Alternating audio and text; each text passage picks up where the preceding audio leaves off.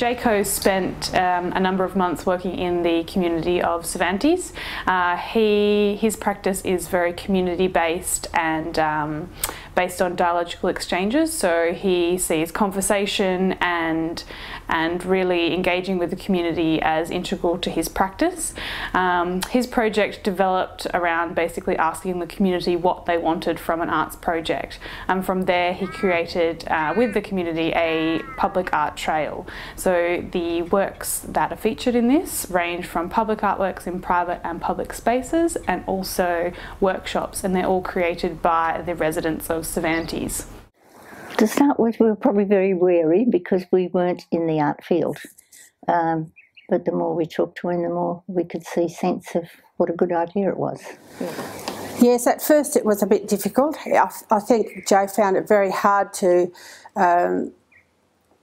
infiltrate, you might say, the different groups within the community. I wouldn't even like to think how often that you would need somebody as an artist in residence, because we're only a very small community, and there's a lot of people in town that aren't interested in art. They'll look at it, but they wouldn't put their hand up to come and do a piece of art.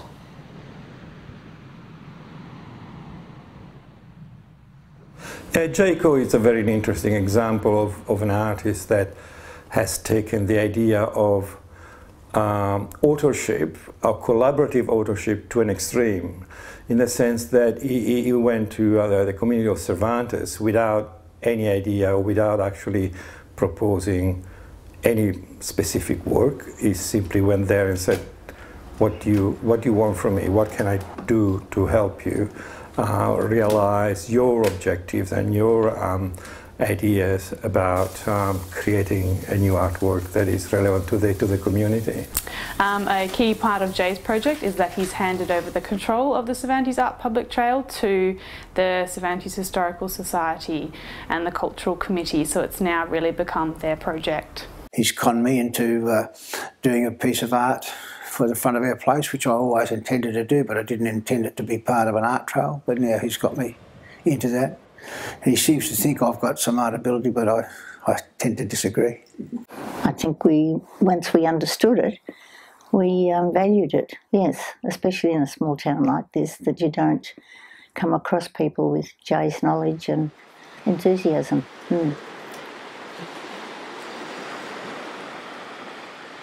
You begin with very engaged listening to what are the underlying issues and things that are said and not said. And from this aspect, I discussed with the residents the possibility of this public art trail. And at the end, they feel that this is their project, not my project. It's their project, but with the support of myself and also the support of Space 2, that to realize this project and to see how it goes on further. It's a public art trail. It'll consist of sculptures, artwork, history, memories, anything that people want to commemorate. If you want to let the public know that you are part of this art trail, you can have one of these cray tails placed at the front of your house. Although the initial residents are the cray fishermen, but later the town grew because of the farmers coming out here, and it's the combination of the fishing community and the farming community that really build this town together. So how can we create something that connect them? And that's how we also come to this idea of creating this fish sculpture using plow dish donated by farmers.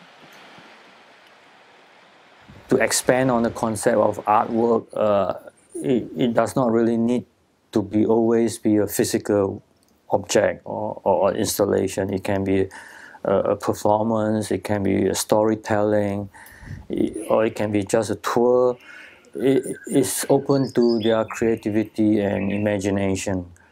So this kind of work needs a cultural indicator to indicate visitor that this place there is someone who have something to tell that is connected to the history and memories of the town.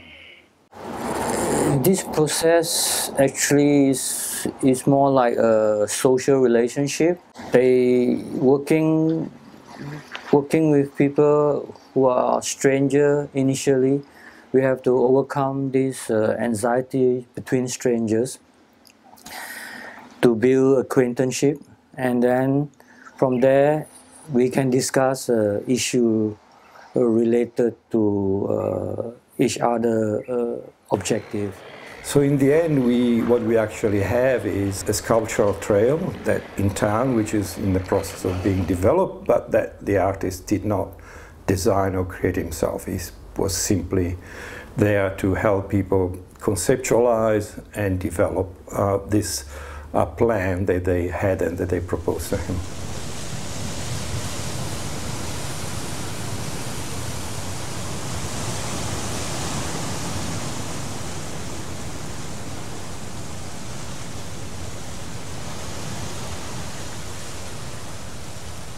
I prefer to be very open, because even in Australia, one small town and another small town have different attributes and characters.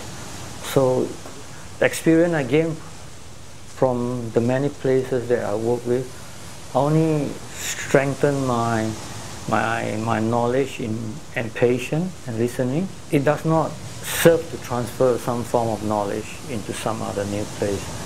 So it has to be an open process. So that is what I normally would adjust myself and take on that position to be open. And at the end, of course, when the bonding can be developed with the local residents, then exploration coming into critical ideas, questioning. This will take time, and then you will realize that who will want to work with me. But I also learned that even those who does not want to work with me, they will observe me from afar. They are watching you. So there's a lot of things going on behind, because they are the residents there, they are the locals there, and they have their own internal power relationship. So one way or another, someone will always know about what I do and look at, and what I do, what I say will be reinterpreted.